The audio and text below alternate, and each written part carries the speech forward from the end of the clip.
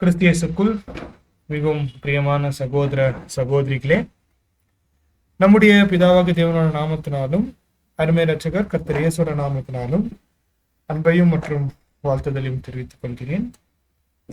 அன்பான சகோதர சகோதரிகளே, நாம் தொடர்ந்து பார்க்கிற இந்த ஒரு வெளிப்படுத்தின விசேஷத்தை நாம் தியானிக்க வந்தமாக சகோதரருடைய ஜெபத்துல கண்டிப்பா தேவனுடைய கிருபையில எந்த மனுஷனுக்கும் அறியாத இல்ல அவங்க படிச்சாலும் புரிஞ்சிக்க முடியாத இந்த ஒரு மகத்துவமான புத்தகத்தை தேவனுடைய பெரிய கிருபையினால அவர் நமக்கு கிருபையா இந்த ஒரு வெளிப்படுத்தின விசேஷத்தை நமக்கு தந்திருக்கிறார்.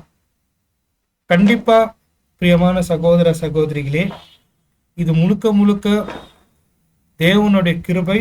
அது மாத்திரம் இல்லை, உங்களுடைய தனிப்பட்ட ஜெபம். காரணம், ஒரு சாதாரண மனுஷனால இந்த ஒரு வெளிப்படுத்தின விசேஷத்தை தியானிக்க முடியாது. தேவனுடைய பரிசுத்த ஆவினால தான் இது சாத்தியமா இருக்கு. அதுவும் 7ஆம் சபையில, கடைசி கால சபையில வாழுகிற நமக்கு இந்த வெளிப்படுத்தின விசேஷத்தோடைய வெளிச்சம் கிடைக்குது அப்படின்னு சொல்லும் போது, இந்த தீர்க்க தரிசன வசனத்தை வாசிக்கிறவரும் சரி, கேட்கிறவரும் சரி, இதை கை கொள்கிறவரும் நம்ம எப்படி இருக்கிறோம்னு பார்க்கும்போது பாக்கியமான காணப்போம். ஸோ தொடர்ந்து இந்த ஒரு வெளிப்படுத்தின விசேஷத்துக்காக உங்களுடைய தனிப்பட்ட ஜெபத்துல நினைத்து கொள்ளுமாறு தாழ்மையோடு கேட்டுக்கொள்கிறேன் அன்பான சகோதர சகோதரிகளே.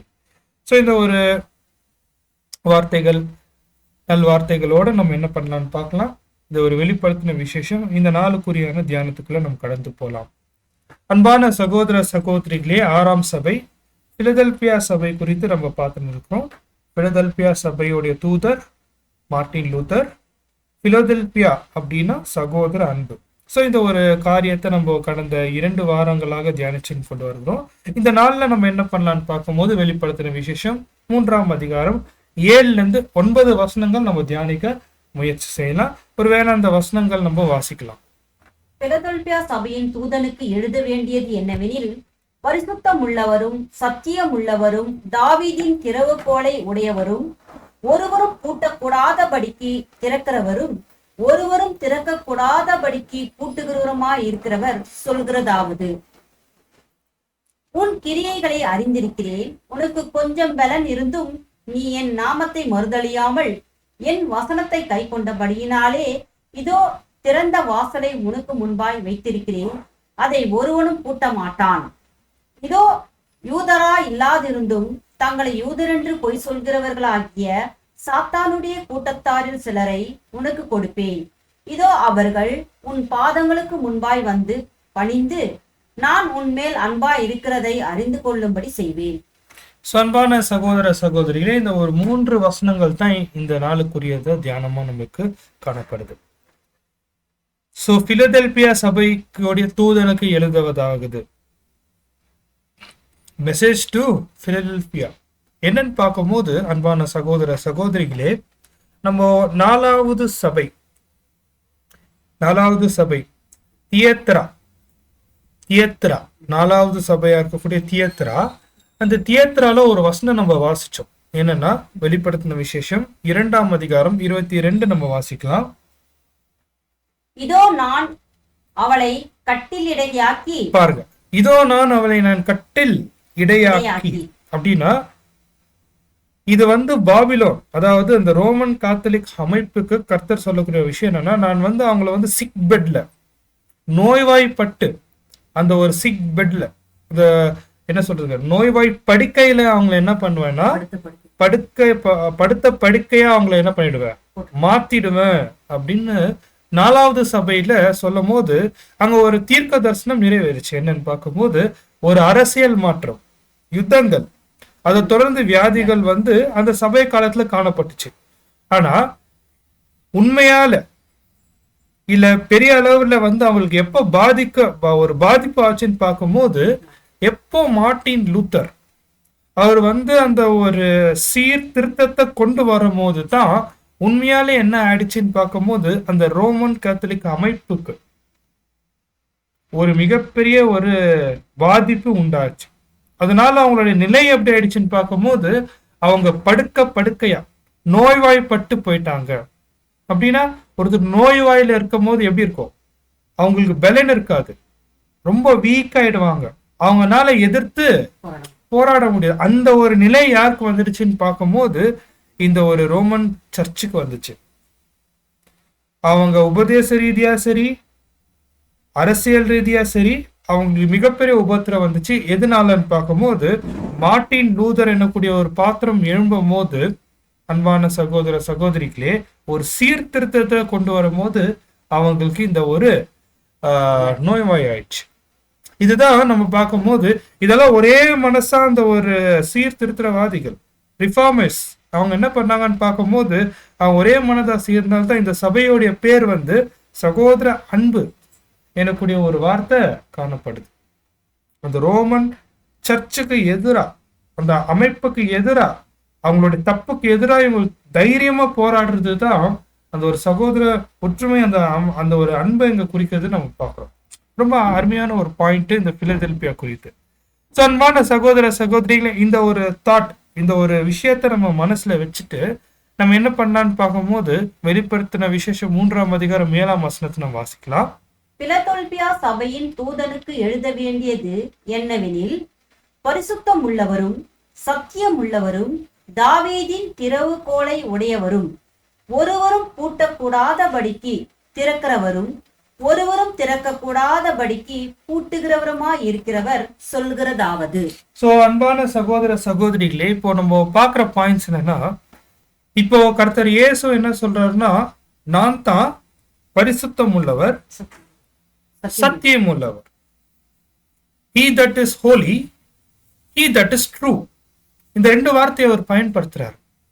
காரணம் என்னன்னு பார்க்கும்போது அன்பான சகோதர சகோதரிகளே, இந்த ரோமன் கத்தோலிக் அமைப்பு, இந்த ரோமன் சர்ச், அவங்க என்ன பண்ணாங்கன்னு பார்க்கும்போது அந்த ஒரு போப்பு மார்க்கம், அவங்க தான் பரிசுத்தர், அவங்க தான் உண்மையான சபை, அவங்க தான் எல்லாமே. இந்த மாதிரி அவங்க என்ன பண்ணாங்கன்னு பார்க்கும்போது அவங்களுடைய உபதேசத்துல அந்த ஒரு போப்பு மார்க்கம் தான் ஒரு உச்சக்கட்ட அதிகாரம் உடையவர். The vicar of God, vicarus filii, அதாவது கர்த்தர் இயேசுக்கு ஒரு கவுண்டர் ஃபிட்டா, ஒரு சமமானவரா யாரு இருந்தாங்கன்னு பார்க்கும்போது அந்த போப்பு மார்க்கம், அந்த பாப்பசி சிஸ்டம். அவங்க அப்படி இருக்கும்போது கர்த்தர் இயேசு என்ன சொல்றாருன்னு பார்க்கும்போது 6ஆம் சபையில அவர் சொல்லக்கூடிய வார்த்தை பாருங்க, நான் தான் பரிசுத்தர், நான் தான் உண்மை, நான் தான் சத்தியம் உள்ளவர். என்னை போல இருக்கக்கூடிய அந்த அந்தி கிறிஸ்து அமைப்புக்கு, இந்த போப்பு மார்க்கத்துக்கு நான் ஒரு மெசேஜ் எப்படி நான் கொடுக்குறேன்னா, என்னுடைய தூதன், என்னுடைய மெசேஞ்சர், மை ஏஞ்சல் மார்ட்டின் லூதரை நான் அனுப்புறேன். அந்த மார்ட்டின் லூதர் என்ன பண்ணுவாருன்னு பார்க்கும்போது எல்லா சத்தியங்களையும் அவர் திறப்பார், வேதாகமத்து உள்ள இருக்கக்கூடிய ரகசியங்களை அவர் திறப்பார். அதுல இருந்து நீங்க ஒரு விஷயம் என்ன புரிஞ்சுப்பீங்கன்னா, கர்த்தர் இயேசு அவருடைய என்ன சொல்றதுங்க, அவருடைய ஸ்டைல்ல அவர் சொல்றாரு, verily verily I say unto you, மெய்யாகவே மெய்யாகவே நான் உங்களுக்கு சொல்றது என்னவென்றால், நான் தான் பரிசுத்தர், நான் தான். இந்த விஷயத்த என்னுடைய தூதன் மார்ட்டின் லூதர் கொண்டு வருவார், 6ஆம் சபையில கொண்டு வருவார்.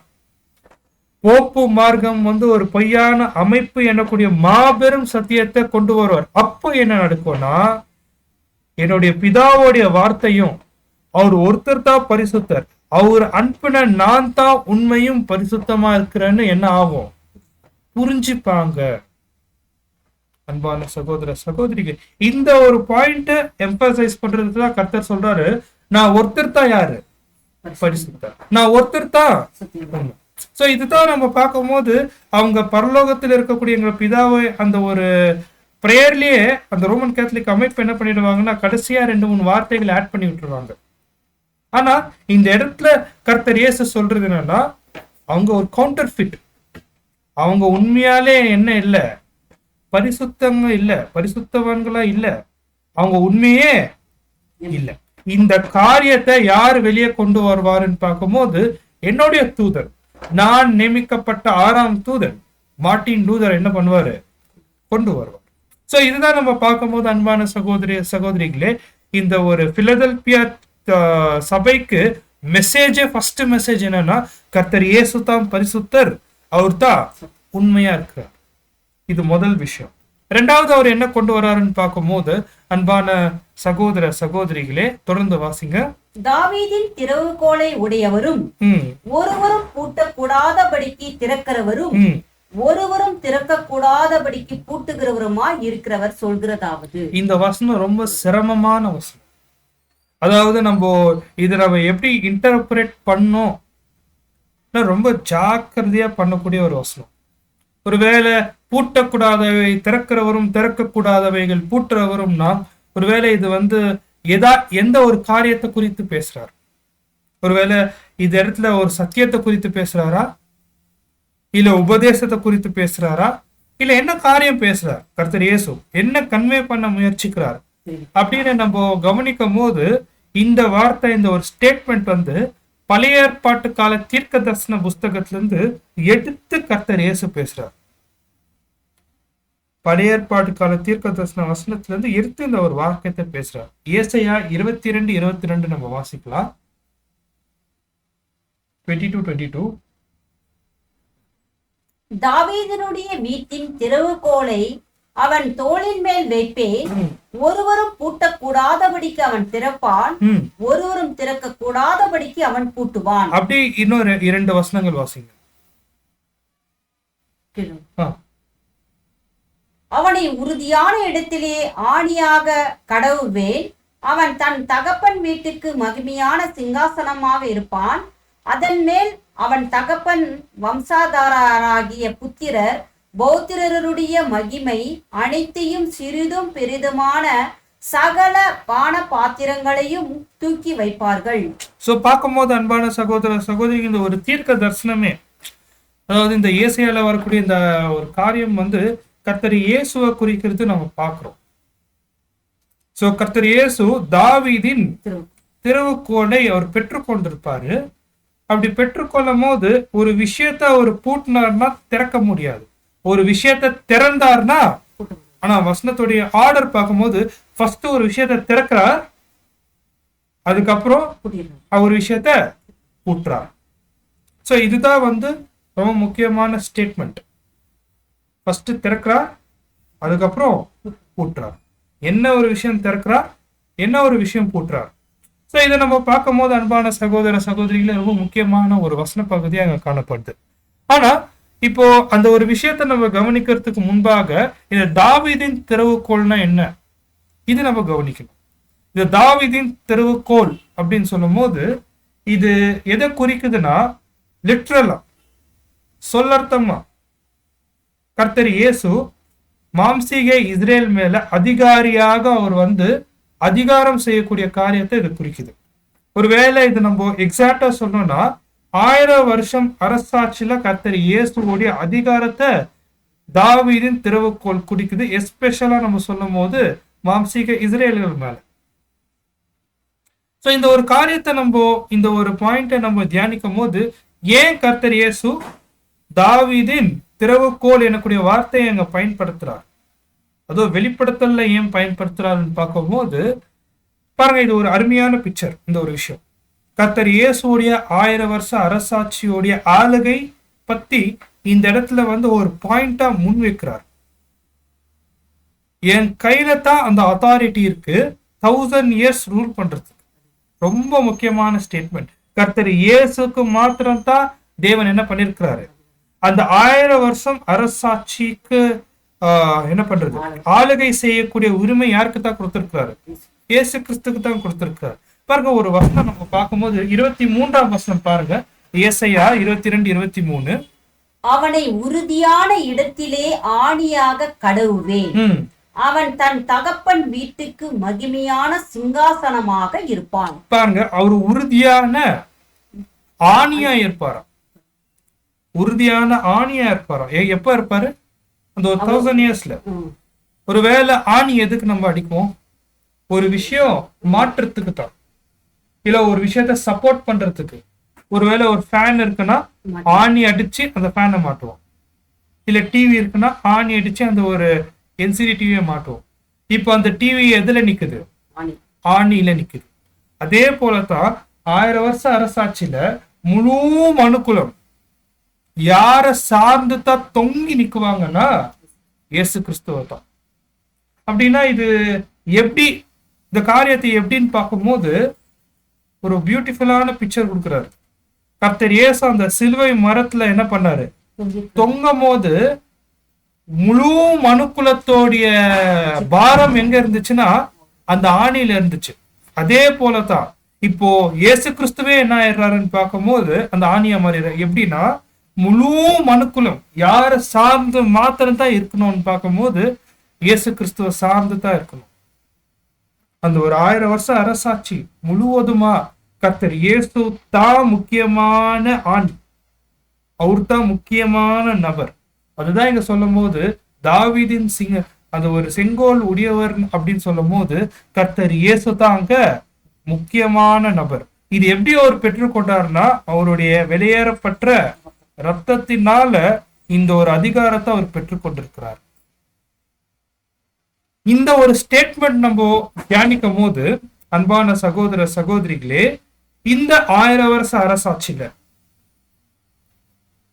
கண்டிப்பா 1874 இருந்து 1000 வருஷம் அரசாட்சி துவங்குது.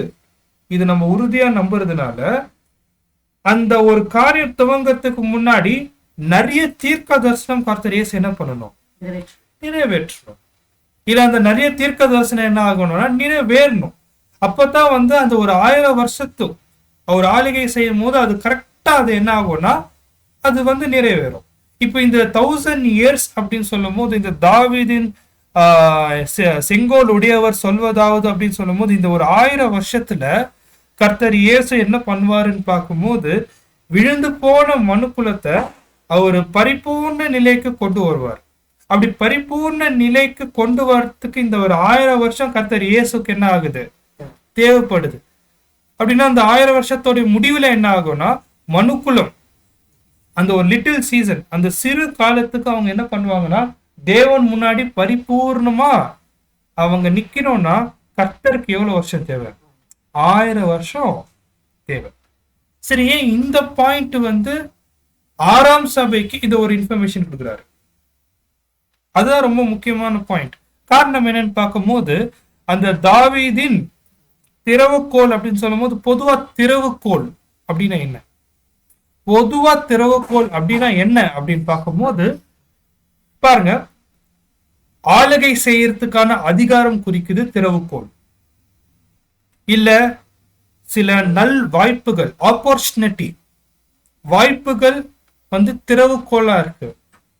இல்ல சத்தியத்தோடைய ஆழங்கள், அண்டர்ஸ்டாண்டிங் ஆஃப் ட்ரூத்ஸ், இல்ல ப்ராஃபசி, இல்ல டைம் ப்ராஃபசி, நீங்க என்னன்னா எடுத்துக்கலாம். சத்தியத்தோடைய வெளிச்சம் தான் அந்த திறவுகோலா இருக்கு.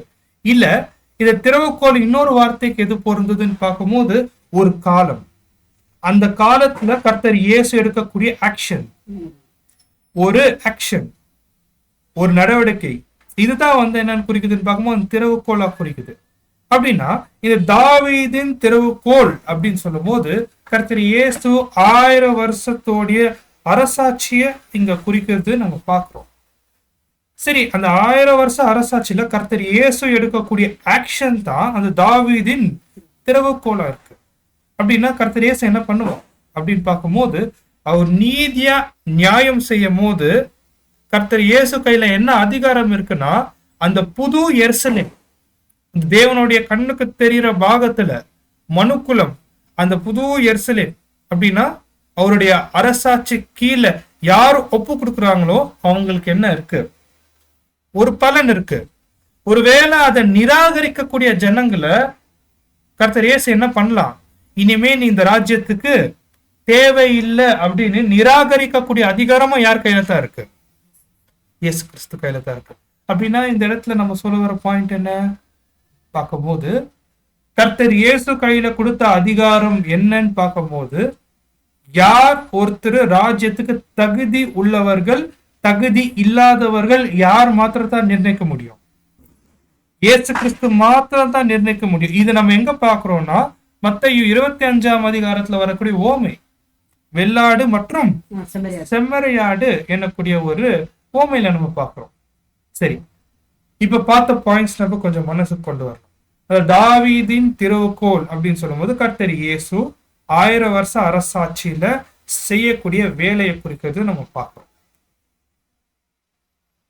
அந்த ராஜ்யத்துல கண்ணுக்கு தெரிகிற பாகத்துல யார் ஒருத்தர் நீதியா நடக்கிறாங்க அவங்களுக்கான ஜீவன் வாய்ப்பு, யார் ஒருத்தர் அநீதியா நடக்கிறாங்க அவங்களுக்கு தேவையான தண்டனைகள், இல்ல அந்த ராஜ்யத்துல அவங்க நீடிச்சு நிக்கணுமா இல்லையான்னு எனக்கூடிய அதிகாரம் யார் கையில இருக்குன்னு பார்க்கும்போது கர்த்தர் இயேசு கையில இருக்கு. இதுதான் அந்த தாவீதோடைய திறவுகோல். சரி, இந்த பாயிண்டை ஏன் கர்த்தர் இயேசு 6ஆம் சபைக்குள்ள கொண்டு வந்தார்? இந்த ஒரு பாயிண்டை நம்ம தியானிக்கும் போது அன்பான சகோதர சகோதரிகளே, இப்போதான் நம்ம என்ன பண்ணணும், சர்ச் ஹிஸ்டரியை தியானிக்கணும், சபையோடைய வரலாற்றை தியானிக்கணும். அப்படி சபையோட வரலாற்றை தியானிக்கும் போது ஏன் கர்த்தர் இயேசு இந்த வார்த்தையை அவர் பயன்படுத்தினாருன்னு சொல்லும் போது, போப்பு மார்க்கம் அவங்களுடைய பேப்பசி இது ஒரு சிம்பல் இருக்கு. அந்த சிம்பல் என்னன்னா 2 சாவி இருக்கும். இந்த 2 சாவி என்னன்னா கர்த்தர் இயேசு பேதுருக்கு சொல்றாரு, பரலோகத்துடைய திறவுகோல் கையில கொடுக்குற அப்படின்னு. திறவுகோள்கள் ஒண்ணு நீ யூதருக்கும் இன்னொன்னு புறஜாதிக்கும் நீ சத்தியத்தை பிரசங்கக்கூடிய வாய்ப்பு தான் அந்த ஒரு அதிகாரம். ஏன்னா கர்த்தர் இயேசு மறிச்சு முதலா யாரு இந்த ஒரு பரலோக வாய்ப்பு, அந்த பெரிதான அழைப்பு பற்றியான சத்தியம் யார் பிரசங்கிக்க முன் வந்தாருன்னு பார்க்கும்போது யார் தாங்க? பேதுரு தான் வந்தாரு. ஆகையால கர்த்தர் இயேசு அதை சிம்பாலிக்கா என்ன பண்ணாருன்னா பரலோகத்துடைய திறவுகோல் நான் கொடுக்குறேன் அப்படின்னு சொல்லிட்டு அந்த ஒரு வார்த்தையை பயன்படுத்தினார். ஆனா இந்த போப்பு மார்க்கம் என்ன பண்ணிட்டாங்கன்னா, அந்த பரலோகத்துடைய திறவுகோல் யார் கையில இருக்கு?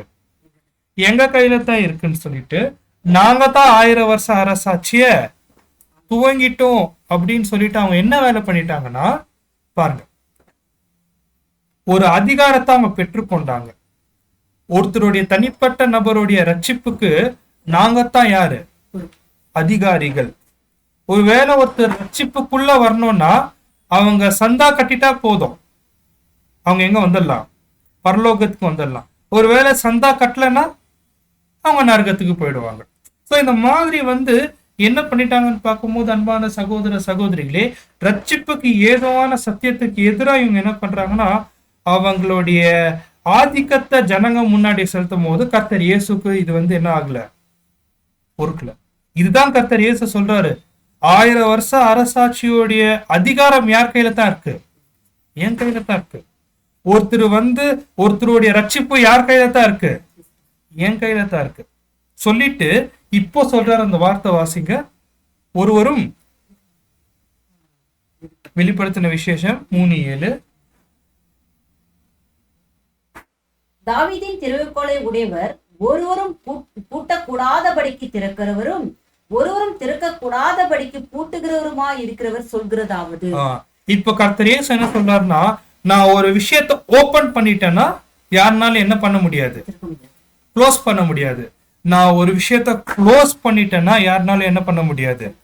ஓபன் பண்ண. இது எதை குறிக்குதுன்னு பார்க்கும்போது அன்பான சகோதர சகோதரிகளே, இது பரலோக வாய்ப்பு, பரலோகத்துக்கான ரட்சிப்பு. இது பெந்தெகோஸ்து நாள் அன்னைக்கு கர்த்தர் இயேசு என்ன பண்ணிட்டாருன்னா ஓபன் பண்ணிட்டார். வாங்க, இந்த பெரிதான ரட்சிப்புக்கு நீங்க சுதந்திரிச்சு கொள்ளணும்னா நீங்க வாங்க அப்படின்னு திறந்துட்டார். இத திறந்ததை யாருனால பூட்ட முடியுமா? பூட்ட முடியாது.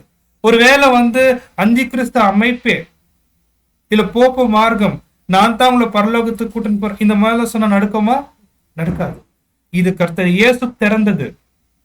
இது பெரிதான ரட்சிப்பு திறந்ததே யார் தான்? கர்த்தர் இயேசு. இப்போ கர்த்தர் இயேசு தான் என்ன பண்ண போறாரு? கூடிய சீக்கிரத்துல மூடுவார், பூட்டுவார்.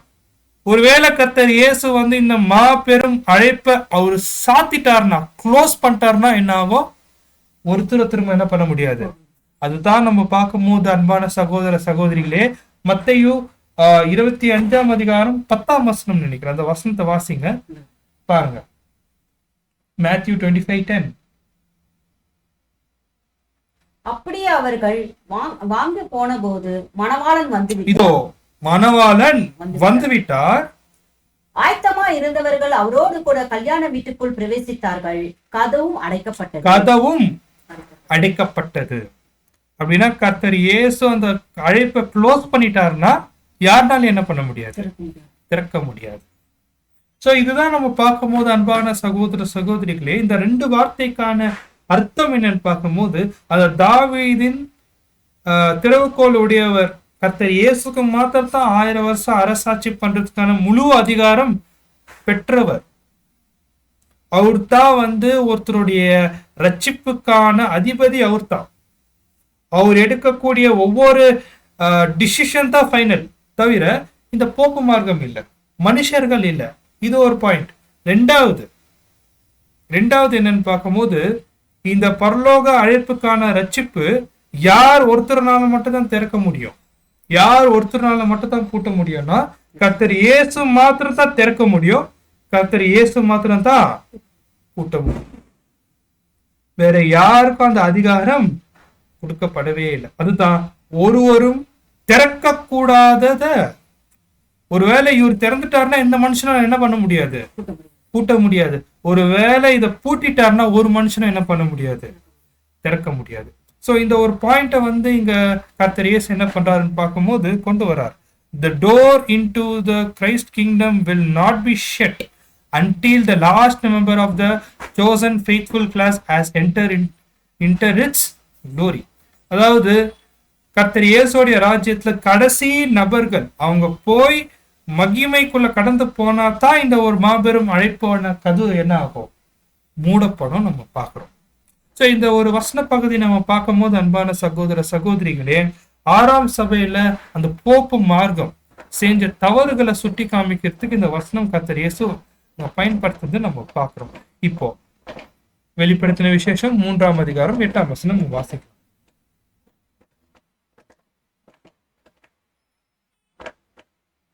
உன் கிரியைகளை அறிந்திருக்கிறேன், உனக்கு கொஞ்சம் பலன் இருந்தும் நீ என் நாமத்தை மறுதலியாமல் என் வசனத்தை கை கொண்டபடியினாலே இதோ திறந்த வாசலை உனக்கு முன்பாக வைத்திருக்கிறேன், அதை ஒருவனும் பூட்ட மாட்டான். சோ ரொம்ப பியூட்டிஃபுல்லான வசனம்.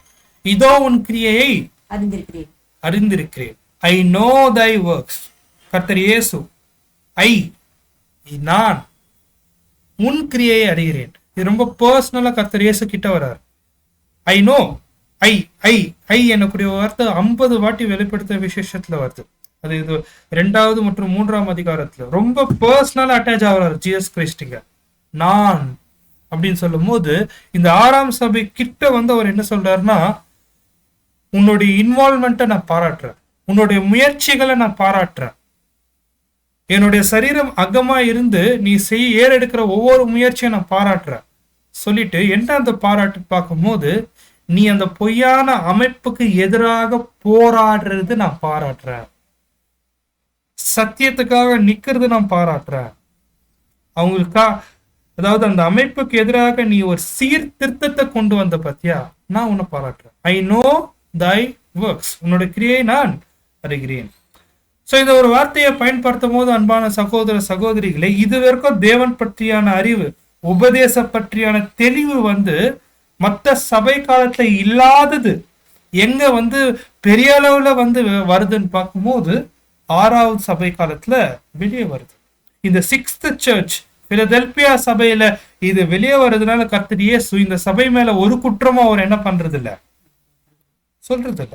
காரணம் என்னன்னா, கர்த்தர் இயேசுடைய எதிர்பார்ப்பை இவங்க என்ன பண்ணாங்க, செஞ்சாங்க.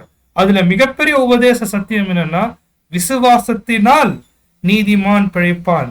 கர்த்தர் இயேசுடைய ஈடுபலி, எந்த ஒரு மத்தியஸ்தரும் தேவையில்லை, யாரும் தேவையில்லை, ஜஸ்ட் ஒருத்தர் விசுவாசிச்சா போதும், கர்த்தர் இயேசுவே நேரடியா அவங்களை என்ன பண்றாரு, நீதிமான் ஆக்குறார்.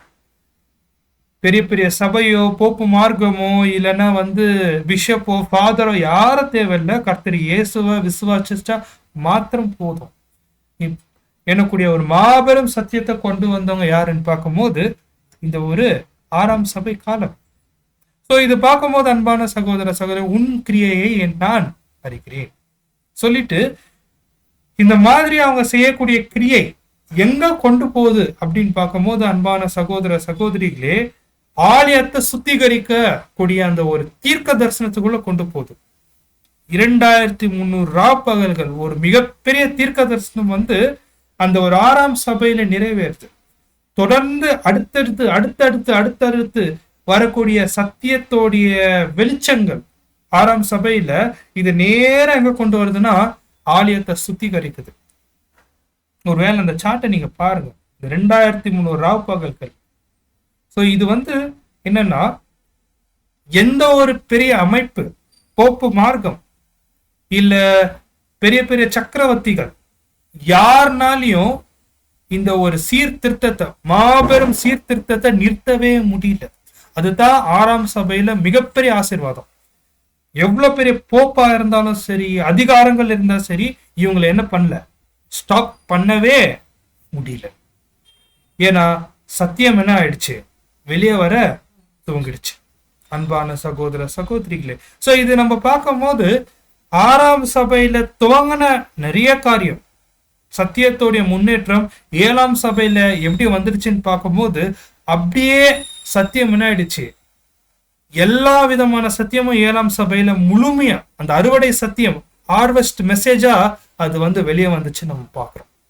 சோ இது நம்ம பார்க்கும்போது உன்னுடைய கிரியை எனக்கு தெரியும், உன்னுடைய கிரியை எனக்கு தெரியும். நீ அந்த சீர்திருத்தல கொண்டு வந்ததுனால்தான் மாபெரும் சத்தியம் என்ன ஆயிடுச்சு, எல்லாமே வெளியே வர துவங்குச்சு நம்ம பார்க்கணும்.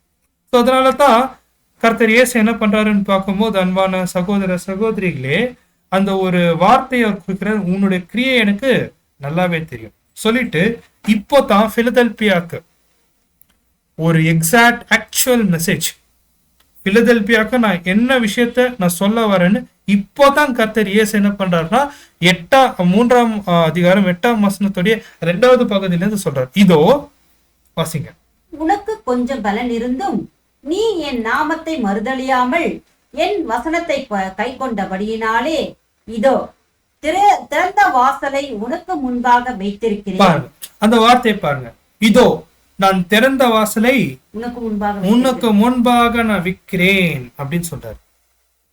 போன வசனம் எப்படி இருந்துச்சு, ஒருவரும் திறக்கக்கூடாதவைகளை பூற்றவரும் பூட்டக்கூடாதவைகளை. இந்த ஒரு வார்த்தைக்கு பிறகு கர்த்தர் இயேசு இப்போ 6ஆம் சபைக்கு ஒரு டோர் ஓபன் பண்றாரு, ஒரு திறந்த வாசலை உங்களுக்கு முன்பாக வைக்கிறேன்னு ஒரு டோர் ஓபன் பண்றாரு. இது என்ன டோர், இது என்ன திறந்த வாசல் பார்க்கும்போது பாருங்க, வேதத்துல கதவுகள் பத்தி நிறைய வசனங்கள் இருக்கு. இப்ப நம்ம ஒரு வசனத்தை வாசிச்சோம் இல்லைங்களா, இதோ மணவாளன் கதவோ அடைக்கப்பட்டது. இது எதை குறிக்குதுன்னா பரலோக வாய்ப்பு முடிஞ்சிச்சு அப்படின்னு அர்த்தம். இன்னொரு வசனம் இருக்கு, மத்தேயு 24:33 வாசிக்கும் போது வாசிங்க, மேத்யூ 24:33. அப்படியே இவைகளெல்லாம் நீங்கள் காணும் போது அவர் சமீபமாய் வாசல் அருகே வந்திருக்கிறார் என்று அறியுங்கள். இது எதை குறிக்குதுன்னு பார்க்கும் போது, அந்த அறுப்பு காலம் முடிந்தது, மாறி காலமும் என்ன ஆயிடுச்சு வந்தது. நாங்களும் ரட்சிக்கப்படவில்லை சொல்லிட்டு போயிருக்க கர்த்தர் இயேசு சொல்றாரு, இங்க ஒரு வாசலை பறித்து பேசுறாரு, இங்க ஒரு டோரை பத்தி பேசுறாரு. இது என்னன்னா தேவனோட ராஜ்யம் கண்ணுக்கு தெரிகிற அளவுக்கு துவங்கக்கூடிய காலம். மத்தேயு 24:33. நெக்ஸ்ட் ஒரு வாசல் பத்தி பேசுறாரு, என்னன்னா 13:24. லூக்கு 13:24. இடுக்கமான வாசல் வழியாய் இப்ப இடுக்கமான வாசலை குறித்து பேசுறாரு. இது என்னன்னு பார்க்கும்போது அந்த நேரோவே, அந்த கான்சிகிரேஷன், இது ஒரு இடுக்கமான வாசல் இருக்கு. இன்னொரு வாசல் இருக்கு, வெளிப்படுத்தின விசேஷம் 3:20.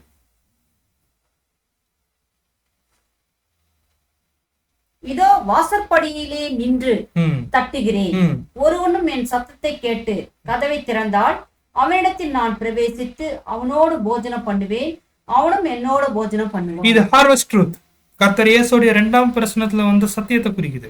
அப்படின்னா அன்பான சகோதர சகோதரிகளே, இப்போ இந்த வாசல் அப்படின்னு சொல்லும் போது நிறைய விஷயம் என்ன இருக்கு பைபிள்ல, வெவ்வேறு கோணத்துல இருக்கு. ஆனா இது என்ன வாசல்? வெளிப்படுத்தின விசேஷம் 3ஆம் அதிகாரம் 8ஆம் வசனத்துல ஒரு வாசலை நான் திறந்து வச்சிருக்கிறேன், ஒரு டோர் நான் ஓபன் பண்ணிருக்கிறேன். இது என்ன டோர்?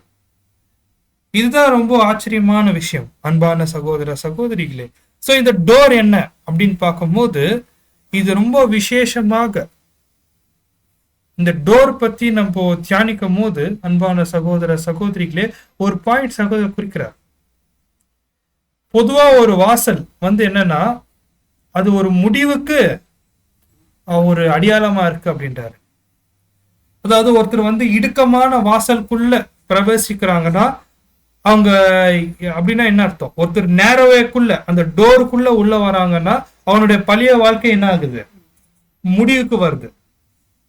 அதே போல இப்போ பரலோகத்தோடைய அழைப்பு முடிவுக்கு வருதுன்னா அந்த ஒரு காலம் என்ன ஆகுது? முடிவுக்கு வருது. அப்படின்னா கண்ணுக்கு தெரிகிற பாகம் துவங்குதுன்னா கண்ணுக்கு தெரியாத பாகம் என்ன ஆகுது? முடிவுக்கு வருது. இப்போ இதோ வாசல் அருகே வந்து நான் தட்டுகிறேன் அப்படின்னு சொல்லும் போது இது வரைக்கும் கர்த்தர் இயேசுடைய பிரசனம் இல்ல. அந்த சத்தியம் ஏற்ற காலம் சத்தியம் அதுக்கு முன்னாடி என்ன ஆகல, வரல. அதுக்கப்புறம் தான் என்ன ஆகுது அப்படின்னா இது ஒரு எக்ஸிட். ஒரு கதவுனா பொதுவா ஒரு காரியத்தோடைய முடிவு இன்னொரு காரியத்தோடைய தொடக்கமா இருக்கு. ஒரு காரியத்தோடைய முடிவு இன்னொரு காரியத்தோடைய தொடக்கமா இருக்குன்னா இங்க பேசக்கூடிய அந்த ஒரு வாய்ப்பு என்ன அந்த ஒரு திறந்த வாசல் என்ன குறிக்குதுன்னா இது வரைக்கும் அந்தி கிறிஸ்து அமைப்புக்கு கீழே இருந்த 6ஆம் சபைக்கு ஒரு திறந்த வாசல் திறக்குதுன்னா ஒரு புது ஆப்பர்ச்சுனிட்டி ஓபன் ஆகுது. இது வரைக்கும் நீங்க அவங்க கீழே பாடுபட்டது உபத்திரப்பட்டது இதோட ஸ்டாப். அதுதான் 6ஆம் சபைக்கு கொடுக்கக்கூடிய மிகப்பெரிய வாக்குத்தத்தம். அந்தி கிறிஸ்து அமைப்புனால இனிமே உங்களை ஒண்ணுமே பண்ண முடியாது. ஏன்னா உங்களுக்கான கதவை நான் என்ன பண்ணிட்டேன்? திறந்துட்டேன். நீங்க எப்போ சத்தியத்துக்காக நின்னீங்களோ உங்களுக்கான டோர்ஸ் ஆஃப் ஆப்பர்ச்சுனிட்டி என்ன ஆயிடுச்சு? ஓபன் ஆயிடுச்சு. இனிமே உங்களுக்கு ஒரு புதிய ஆரம்பம். அந்தி கிறிஸ்து அமைப்புக்கு ஒரு எக்ஸிட், உங்களுக்கான புதிய வாழ்க்கைக்கான ஆரம்பம். இதை நம்ம பார்க்கும் போது அன்பான சகோதர சகோதரிகளே, இது அப்படியே நம்ம பார்க்கும் போது பெந்தகோஸ்தோட பிளெஸிங் வந்து ஒரு நிரலா இருக்கு அப்படின்னு சகோதரர் சொல்றாங்க. காரணம் என்னன்னா பெந்தகோஸ்துக்கு முன்னாடி சகோதரர்கள் இருந்த வந்து ஒரு நிலை எப்படி இருந்துச்சு, அப்போஸ்தலர்கள் இருந்த நிலை எப்படி இருந்துச்சு, பெந்தகோஸ்துக்கு அப்புறம் அவங்களுடைய வாழ்க்கை எப்படி மாறுச்சு.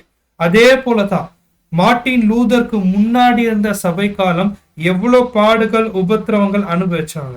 மார்ட்டின் லூதருக்கு பிறகு அது முற்றிலுமாக என்ன ஆயிடுச்சுன்னு பார்க்கும்போது மாறிடுச்சு. ஏன்னா சத்தியம் வந்து என்ன ஆயிடுச்சு, அது வெளிச்சமா வரக்கூடிய காலம் துவங்குறதுனால எந்த ஒரு அமைப்பும் அவங்கள கண்ட்ரோல் பண்ண முடியல. ஆனா இந்த கதவை அடைக்கிறதுக்கு அப்படின்னா இந்த சீர்திருத்தத்தை நிறுத்துறதுக்கு சாத்தான் முழு முயற்சி ஏறெடுத்தாலும் கர்த்தர் இயேசு என்ன சொல்றாரு? ஒருவரும் திறக்க கூடாதவைகளை பூற்றவரும் பூட்டக்கூடாதவைகளை திறக்கிறவரும்னா ஒரு விஷயத்த கர்த்தர் இயேசு ஓபன் பண்ணிட்டாருன்னா யாருனால என்ன பண்ண முடியாது? ஒருத்தருனாலே பூட்ட முடியாது. இது இங்க ஓபன் ஆன டோர் என்னன்னு பார்க்கும் போது சீர்திருத்தம். ரிஃபார்மேஷன் தான் அந்த ஒரு கதுவா அங்க காணப்படுது. அந்த சீர்திருத்தம் இங்க ஒரு கதுவா இருக்கு.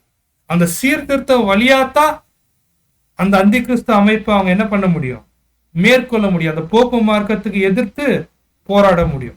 அன்பான சகோதர சகோதரிகளே, சரி, அப்படி இவங்க பண்ணும் போது கர்த்தர் இயேசு என்ன பண்றாருன்னா 3ஆம் அதிகாரம் 8-9 வசனத்துல 3 வாட்டி அவர் ஒரு வார்த்தையை பயன்படுத்துற.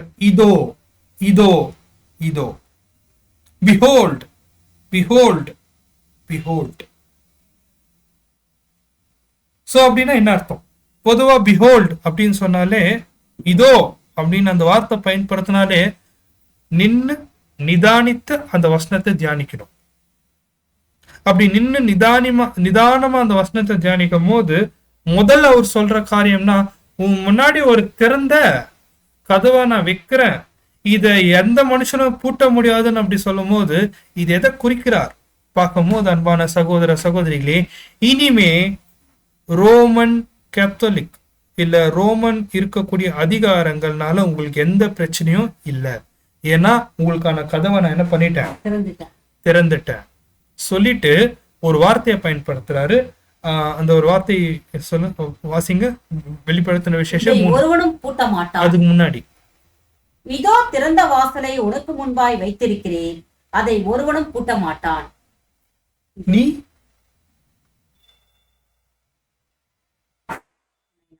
ஓகே, நான் இங்கிலீஷ்ல வாசிக்கிற பாருங்க. I have set before thee an open door, and no man can shut it. For thou hast a little strength, அவள் உன்னிடத்துல என்ன இருக்கு? ஒரு சின்ன கொஞ்சம் பலன், கொஞ்ச பலன் இருக்கு. அந்த கொஞ்ச பலன் நீ வைத்து கொண்டுதான் நீ என்ன பண்ணணும்னு பார்க்கும்போது இந்த திறந்த வாசல் வழியாக நீ போகணும். அது என்ன அந்த கொஞ்ச பலன் பார்க்கும்போது அன்பான சகோதர சகோதரிகளே, அது வசனம் முழுக்க வாசிச்சு விடுங்க. உன் கிரியைகளை அறிந்திருக்கிறேன், உனக்கு கொஞ்ச பலன் இருந்தும் நீ என் நாமத்தை மறுதலியாமல் என் வசனத்தை கை கொண்டபடியினாலே இதோ திறந்த வாசலை உனக்கு முன்பாய் வைத்திருக்கிறேன், அதை ஒருவனும் பூட்ட மாட்டான். பாருங்க, அந்த கொஞ்ச பலன் நிமித்தமாக அவங்க என்ன பண்ணிருக்கிறாங்கன்னா தேவனுடைய வார்த்தையை அவங்க கை கொண்டிருக்கிறாங்க.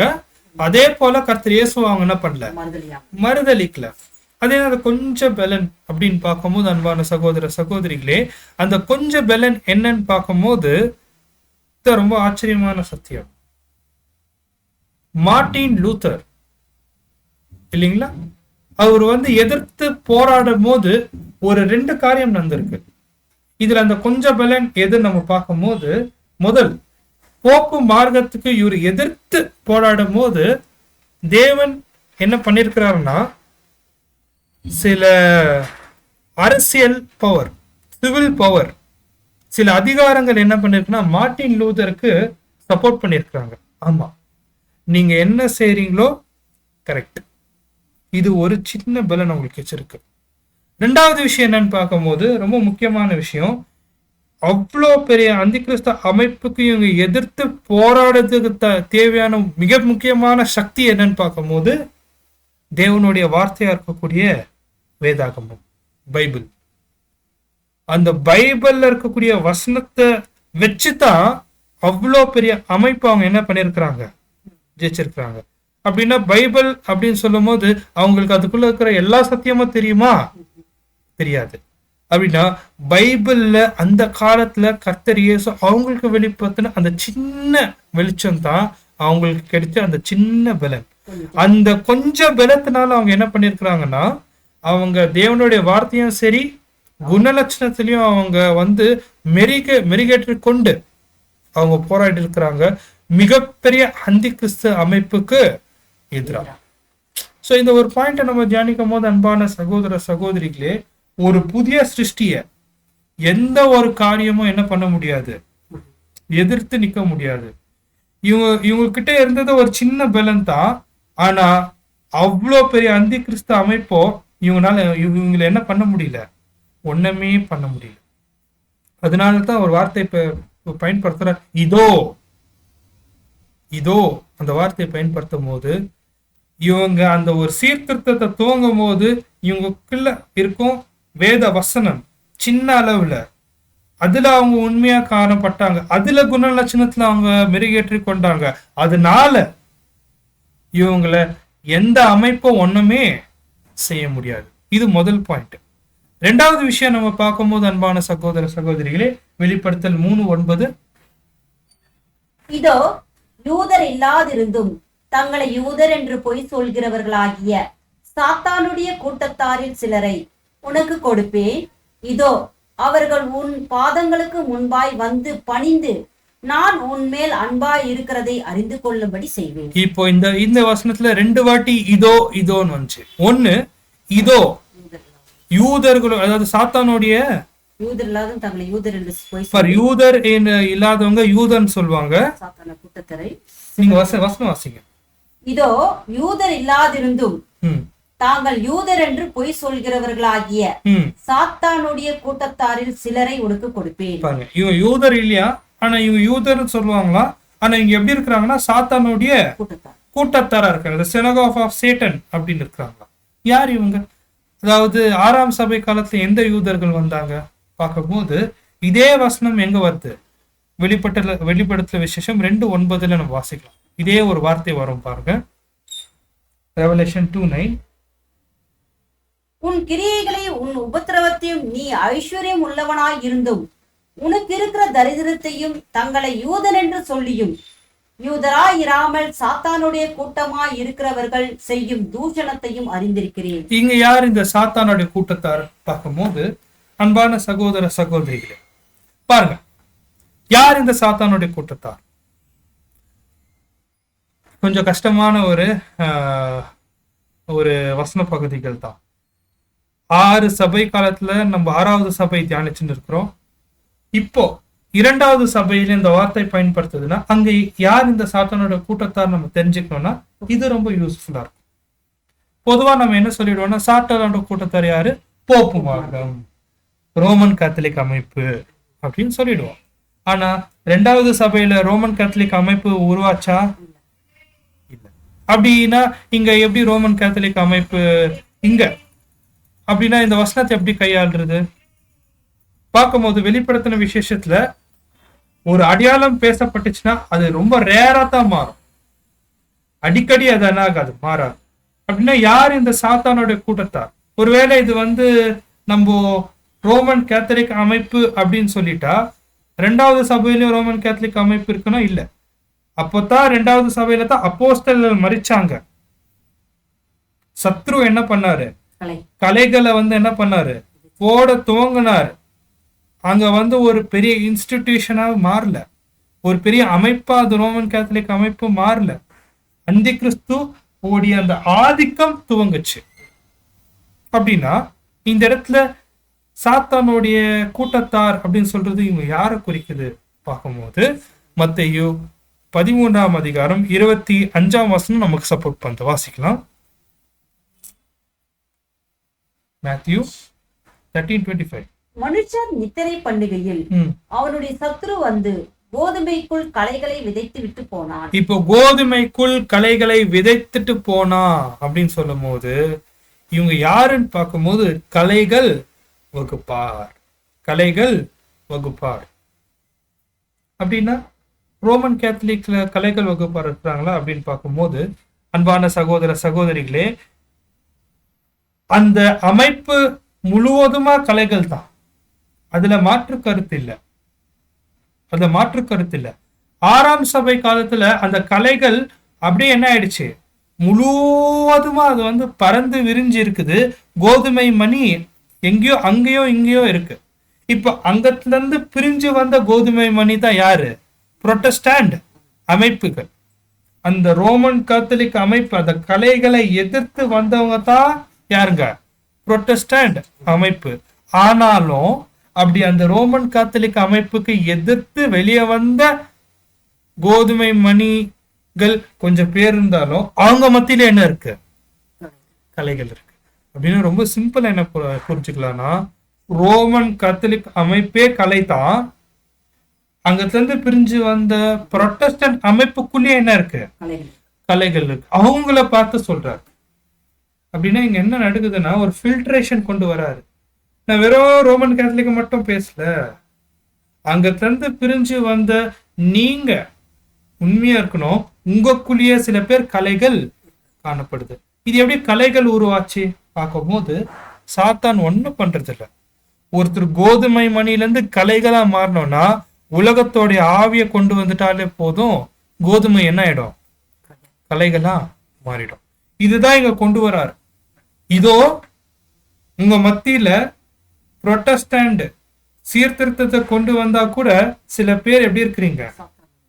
சாத்தானோட கூட்டத்தாரோ கலைகள் போலதான் இருக்கிறீங்க. ரோமன் கேத்தலிக் அமைப்பு மாத்திரம் கலைகள் கிடையாது, உங்க மத்தியிலும் சில பேர் இருக்கிறாங்க அப்படின்னு சொல்லிட்டு கர்த்தர் இயேசு சொல்லக்கூடிய விஷயம். இதோ அந்த வார்த்தையை பயன்படுத்தும் போது அவங்களே நான் என்ன பண்றது இல்ல, விடுறது இல்ல. அவங்களே நான் என்ன பண்ணிடுவேன்? முற்றிலுமா பலவீனமா மாத்திடுவேன், நோய்வாய் பண்ண வர வச்சிடுவேன். காரணம் என்னன்னு பார்க்கும்போது இந்த சபையோட செலக்ஷன்ல கர்த்தர் இயேசுடைய ஒரே கவனம் யார் மாத்திரம் தான்? அந்த கோதுமை மணி வகுப்பார் மாத்திரம் தான். கலைகள் அவர் என்ன பண்றாரு? நீ வளரு, அசத்தியத்தோட அசத்தியமா நீ வளரு. அந்த ஆலயம் சுத்திகரிக்கும் போது நீ என்ன ஆயிடுவ? நீயும் போயிடுவ. அன்பான சகோதர சகோதரிகளே, இந்த ஒரு வார்த்தை பயன்படுத்துறார். நெக்ஸ்ட், behold, இதோ அவர்கள் உன் பாதங்களுக்கு முன்பாக பணிந்து நான் உன்மேல் அன்பாயிருக்கிறதை அறிந்து கொள்ளும்படி செய்வேன். இது ரொம்ப பியூட்டிஃபுல்லான ஸ்கிரிப்சர். இப்ப என்ன நடக்குதுன்னா இதோ இதோ எனக்கு அந்த வார்த்தையை பயன்படுத்திட்டு கலைகள் வகுப்பாக இருக்கக்கூடிய ரோமன் கத்தலிக்கோ சரி, ஒருவேளை உங்க மத்தியில புரொட்டஸ்டாண்ட் பண்ணி அங்கேயோ வந்து உலக ஆவினால நிரம்பியிருக்கக்கூடிய உங்க மத்தியில இருக்கக்கூடிய புரொட்டஸ்டன்டும் சரி, உண்மையான சபை அங்க ஆவினால் ஜெனிப்பித்தவர்களும் இருக்கிறாங்க. அவங்கள பார்த்து சொல்லக்கூடிய விஷயம் என்னன்னா, அவங்க என்ன பண்ணுவாங்க, அவங்க உங்களுடைய பாதத்துல விழுவாங்க. அப்படி அவங்க பாதத்துல விழும் போது ஒரு விஷயத்த என்ன புரிஞ்சுப்பாங்கன்னா, நான் உங்களை எவ்வளவு அன்பு வச்சிருக்கிறேன்னு அவங்க புரிஞ்சுப்பாங்க. என்னது இது? கர்த்தர் இயேசு என்ன பண்ண போறாருன்னா, கலைகள் வகுப்பார கோதுமை மணி வகுப்பார் காலில் விலை செய்வார். அப்படின்னா என்ன அர்த்தம் பார்க்கும் போது, இது 6ஆம் சபை காலத்துல இது ஒரு மிகப்பெரிய ஒரு போராட்டம், எதிர்ப்பு.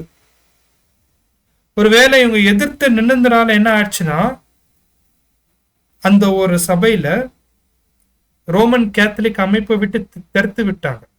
இனிமே உங்களுக்கு எந்த ஒரு வசதி வாய்ப்பும் கிடைக்காது, உங்களுக்கு வாழ்றதுக்கு ரொம்ப சிரமம், ஒரு மரண பயம். இன்னொரு விஷயம் என்னன்னா, தொடர்ந்து அவங்களுக்கு வந்து என்னன்னா பிரச்சனைக்கு மேல பிரச்சனை கொண்டு வருவாங்க. இவ்வளவோ அவங்க பண்ணாலும் யாரை ஸ்டாப் பண்ண முடியாது. புது சிருஷ்டி வளருது, ஸ்டாப் பண்ணவே முடியாது. இப்ப கர்த்தர் என்ன சொல்றாருன்னா, அவங்க காலில் என்ன பண்ற, வெளில வைக்கிற. அப்படின்னா இது என்னன்னா, எவ்வளவுதான் அவங்க பண்ணாலும் அந்த சத்தியம் தேவனுடைய வார்த்தை அது வெளியே கொண்டு வர அவங்களுக்கு எப்படித்தான் இருந்துச்சுன்னு பார்க்கும்போது ஒரு இரைச்சலான சத்தமா இருந்துச்சாம். ஆவினால் ஜெனிப்பிக்கப்பட்ட ஒரு நபர், புதிய சிருஷ்டி, அவங்க சத்தியத்தை சத்தியமா பேசும்போது ஜனங்களுக்கு எப்படி இருக்கும், ஒரு இரைச்சலான சத்தமா தான் இருக்கும். அதுதான் புதிய சிருஷ்டிக்கு ஒரு மிகப்பெரிய எதிராளி யாருன்னு பார்க்கும்போது அந்தி கிறிஸ்து அமைப்பு. நம்ம பேசக்கூடிய ஒவ்வொரு சத்தியமும் அங்க மிகப்பெரிய தாக்கம் என்ன இருக்கு, உண்டாகுது. இப்படி அந்த ஒரு தாக்கம் உண்டாகுது தான். இது யாருனால பொறுக்க முடியாதுன்னா, அந்த கலைகள் வகுப்பார்னால என்ன பண்ண முடியாது, அது பேர் பண்ண முடியாது. ஆனாலும் தேவன் என்ன பண்ண மாட்டாரு, ஸ்டாப் பண்ண வைக்க மாட்டார். இந்த அறுவடை சத்தியம் வந்து போயிட்டே இருக்கும். சத்தியம் வந்து போயினே இருக்கும். அதை யாருனாலையும் ஸ்டாப் பண்ண முடியாது. அதே போல ஜெனிப்பிக்கப்பட்ட புதிய சிருஷ்டியும் யாருனாலும் என்ன பண்ண முடியாது, தடுக்க முடியாது. இப்படி தடுக்க முடியாத சூழல்ல ஒரு நாள் அவங்க என்ன ஆவாங்கன்னு பார்க்கும்போது, அவங்க கர்த்தர் இயேசுவோட சரீரமா அந்த மகிமைக்குள்ள கடந்து போயிட்டு பிறக்க ஒவ்வொருத்தரும் அவங்க புதிய சிருஷ்டியோட காலில் விழுந்தே ஆகணும். அது எப்படி விழுந்தே ஆகணும் பார்க்கும்போது, அவங்க பண்ண அக்கிரமம், அவங்க பண்ண உபத்திரவம், அவங்க கொடுத்த அந்த ஒரு கஷ்டம், இதெல்லாம் பார்த்து உண்மையான சபை பார்த்து அவங்க கதறி அழுந்து அவங்க என்ன பண்ணுவாங்கன்னா மன்னிப்பு கேட்குவாங்க. ஜஸ்ட் இந்த ஒரு சீன் இமேஜின் பண்ணுங்க, கொஞ்சம் இமேஜின் பண்ணுங்க. ரோமன் கத்தோலிக் அமைப்பு விட்டு வெளியே வந்துட்டு பிறக்க அவங்களுக்கு கல்ற கொடுக்க மாட்டாங்க, அவங்களுக்கு வந்து சொந்தக்காரங்க சேர மாட்டாங்க, கஷ்டத்துக்கு மேல கஷ்டம், உபத்திரத்துக்கு மேல உபத்திரம். அவங்க எங்க போனாலும் நீங்க அவங்கள எதிர்த்து வந்துட்டீங்கன்னு எந்த ஒரு வசதி வாய்ப்பும் இல்லை.